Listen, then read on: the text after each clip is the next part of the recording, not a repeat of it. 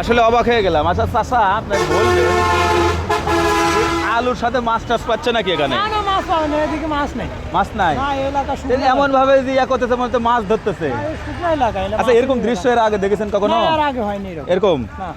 দেখুন, এই যে দেখেন কি অবস্থা। ছোট ভাই এদিকে আসো তো দেখি। এই যে দেখি ছোট ভাই, কি এটা মাছ না আলু? আলু। এই যে আলু, এই যে দেখেন আলু। আলু কুড়াচ্ছেন না? এই আলু যাই কুড়ায় নিবে তার হয়ে যাবে। হ্যাঁ। বাপরে, আলু যে পাবে তার।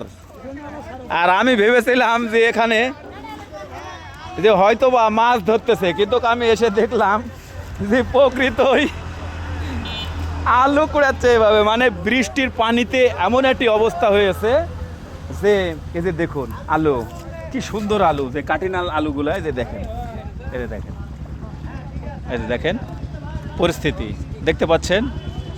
আর মনে হচ্ছে যে যেমন নদীতে পুকুরে যেমন মাছ ধরে, ঠিক এইভাবেই কিন্তু আলু এখন কুড়ান বলেন আর ধরতেই বলেন, যাই হোক তারা কিন্তু আলুর জন্য, আলু পাওয়ার জন্য কিন্তু কাজ করতেছে। জি জি।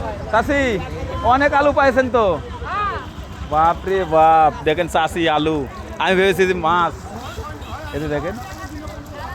আচ্ছা, এই যে আপনি কুড়াচ্ছেন এগুলো সব আপনার? মানে জমি আলার নেবেন? আর জমি আলাররা কিন্তু কারণ নিচ্ছে না।